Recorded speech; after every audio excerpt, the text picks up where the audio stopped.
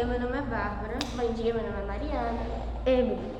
Bom, a gente vai apresentar um trabalho sobre os platamente nematóides e equinodermos de biologia. E a gente é da turma do segundo ano. Trabalho de Marina.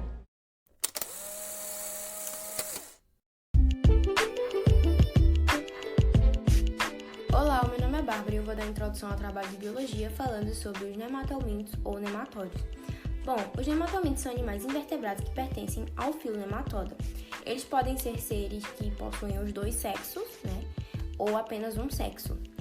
No caso de possuir apenas um sexo, eles podem apresentar uma característica chamada dismorfia sexual, que os machos eles geralmente são menores e as fêmeas são maiores e possuem curvatura na extremidade posterior. Bom, agora eu vou falar algumas características sobre os nematóides. Eles podem ser endoparasitas, né, dentro de um hospedeiro, e também podem ser livres, que nesse caso eles se alimentam de algas, fungos e pequenos anelídeos. E eles podem ser encontrados tanto no solo quanto na água doce ou salgada. Uma característica muito importante a se falar sobre os nematelmintos é que eles são bastante semelhantes aos platelmintos, só que o que difere é basicamente o seu processo de digestão e seu processo de excreção. Os nematelmintos, eles também têm uma característica chamada bilateralidade corporal, que eles podem se dividir em duas partes, e eles também são seres pluricelulares e eucariontes. Os nematelmintos eles possuem os três folhetos embrionários, né, que são a exoderme, a endoderme e a mesoderme, ou seja, eles são seres triblásticos. Eles possuem uma estrutura chamada pseudoceloma, que é a falsa cavidade revestida pela mesoderme, e uma característica muito importante é que eles são seres protostômicos, ou seja, a sua boca é desenvolvida primeiro e depois o seu ânus. A sua reprodução é sexuada, né? No caso dos seres que possuem os dois sexos, eles podem se autofecundar. E os nematelmintos, eles podem ser herbívoros, carnívoros ou até hematófagos, né? No caso deles possuírem um hospedeiro. Sobre a sua fisiologia, os nematelmintos, eles são cilíndricos e bem alongados. Agora eu vou falar sobre os sistemas no nematelminto. Bom, vamos começar pelo sistema digestório, né? A sua digestão é completa, pode ser tanto extra quanto intracelular, e o alimento passa por um tubo digestório. Bom, o sistema respiratório nos nematelmintos é ausente, a sua troca gasosa ocorre pela superfície cuticular epidérmica, ou seja, pela sua pele. E o sistema circulatório também é ausente. Os nutrientes e gases eles são levados através do fluido pseudocelomático, né, que a gente falou sobre essa cavidade, o pseudoceloma. Bom, e basicamente esse fluido ele vai conferir o sustento e o auxílio na mobilidade do nematelminto, ou seja, vai funcionar basicamente como um esqueleto hidrostático. E esse fluido também vai ajudar na difusão de substâncias. Continuando falando sobre o sistema excretor, os nematelmintos eles eliminam as suas substâncias nitrogenadas e os seus íons dissolvidos, eles são secretados por meios de tipo RNET, esse é o nome de células especializadas na excreção. Essas células vão direcionar esses excrementos para que eles saiam através de um poro, que é próximo ao orifício bucal dos nematóides. E por último, falando sobre o sistema nervoso, é basicamente constituído por um anel nervoso e ao redor da faringe e possui dois cordões nervosos longitudinais. O sistema nervoso é conhecido por ser um sistema nervoso ganglionar.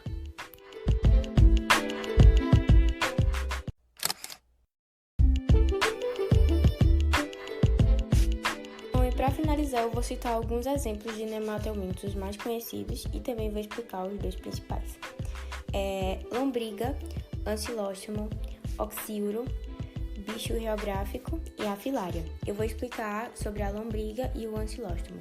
Bom, a lombriga pode causar ascaridíase, é causada pela ingestão de alimentos contaminados ou até de água contaminada, e seus principais sintomas são diarreia, obstrução intestinal, vômitos e até lesões pulmonares, caso ocorra do C se alojar nos pulmões. O seu tratamento é por meio de medicamentos, né, vermífugos, e saneamento básico e higiene pessoal. Agora eu vou falar sobre o ancilóstomo. Bom, causa ancilostomose, né, conhecida como amarelão, E esse nematómito se reproduz e vai liberar larvas chamadas de filarioides que penetram na pele humana e atingem a corrente sanguínea. E isso pode causar inflamações, lesões pulmonares, cólicas, náuseas e anemia, que é a principal consequência desse nematómito. E o seu tratamento é através de antiparasitários, vermífugos, e também hábitos higiênicos.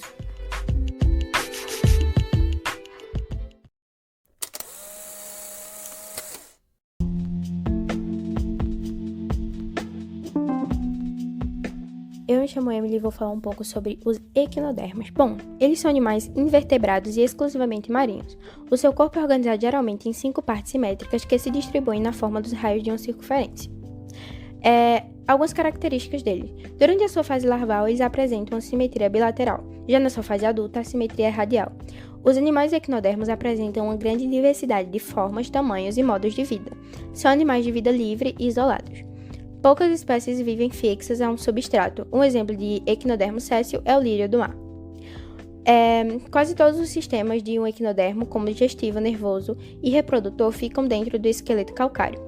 Esse é recoberto por uma fina camada de epiderme. As estrelas do mar apresentam uma excelente capacidade de regeneração. Se perderem um dos seus braços, por exemplo, em pouco tempo o membro já é regenerado. Uma coisa muito importante a se pontuar é que não existem equinodermos de água doce. O sistema circulatório e excretor. O sistema circulatório ocorre através do sistema aquífero. Ele realiza a circulação de água dentro do corpo, permitindo a transportação de substâncias e até mesmo a locomoção. Ao mesmo tempo, ele também permite a excreção, pois carrega substâncias que precisam serem eliminadas do corpo. Algumas espécies podem apresentar espinhos em sua superfície do corpo.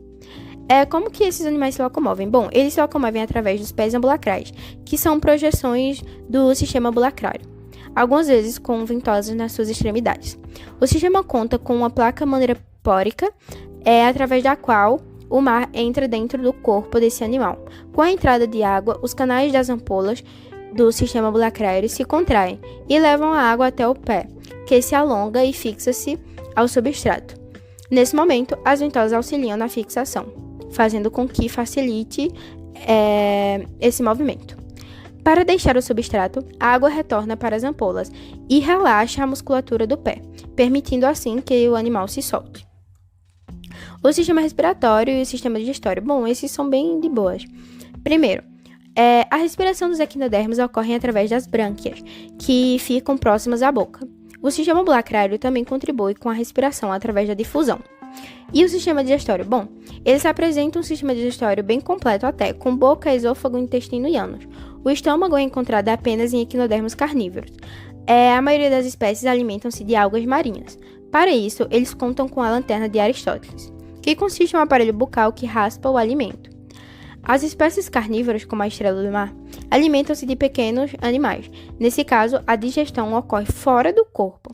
A estrela do mar projeta o seu estômago e as enzimas digestivas sobre o alimento que começa a ser digerido fora do seu corpo e somente depois ele é conduzido para o interior do corpo, de modo a finalizar a digestão.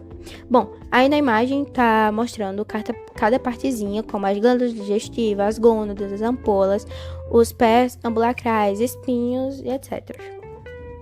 Agora vamos ver os equinodermos quanto à sua classificação. Temos os asteroides. Bom, o principal representante é a estrela do mar, que possui 5 braços dispostos como raios, como já sabemos. E alguns deles podem chegar a ter até 40 braços.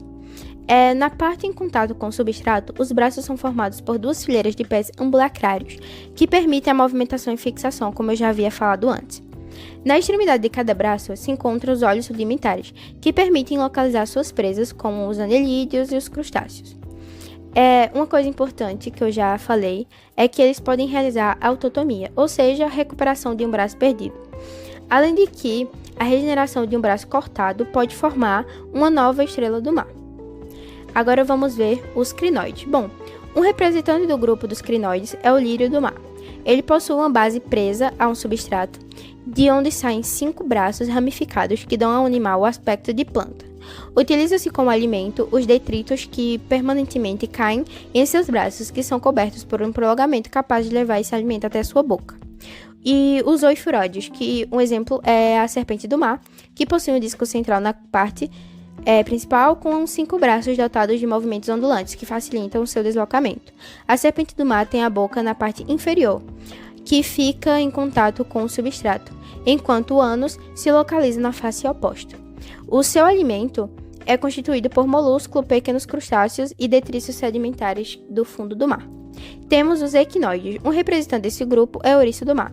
Ele apresenta um corpo recoberto por espinhos venenosos móveis que são usados para seu deslocamento.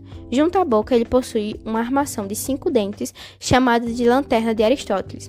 Com isso, ele raspa as rochas em busca de águas, formando buracos onde esses animais se alojam. Apesar dos espinhos, eles são facilmente atacados por diversos predadores, como os peixes, estrelas do mar e caranguejos. Outro representante do grupo são a bolacha da praia. O animal possui um corpo achatado, com um disco apresentando na região dorsal o desenho de uma estrela. Temos também, por fim, os holotoroides. O principal representante é o pepino do mar, que tem um corpo cilíndrico dotado de minúsculas placas não unidas, que lhe dão uma consistência menos rígida. A maioria tem entre 5 e 30 centímetros, mas existe a exceção, que não é muito comum, porém tem, que eles podem chegar até ter 2 metros. Quando atacado, ele pode eliminar parte das suas vísceras, como o intestino e as gônadas. Ele faz isso para distrair a sua presa e ter tempo de fugir. Isso é impressionante dele. E, como eu já falei, eles têm um poder enorme de regeneração. Então, logo depois de um tempinho, eles regeneram essas partes que eles soltaram.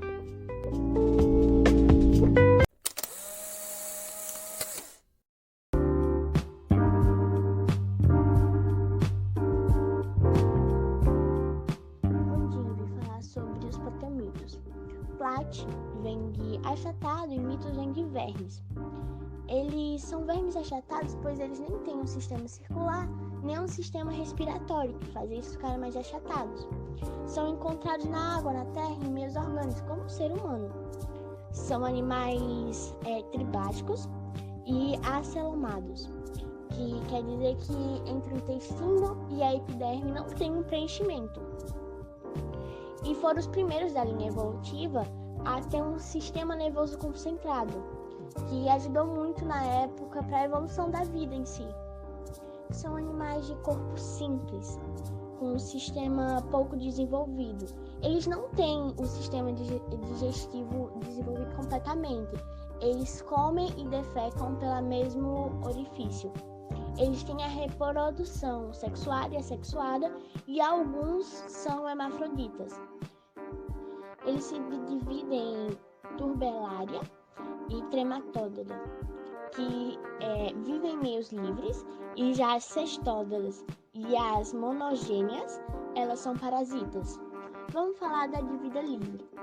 Elas não são parasitas e são encontradas em água doce e salgada e em ambientes muito úmidos. A mais conhecida é a planária, que vive em água doce e que se alimenta de animais pequenos ou até em carcaças mesmo.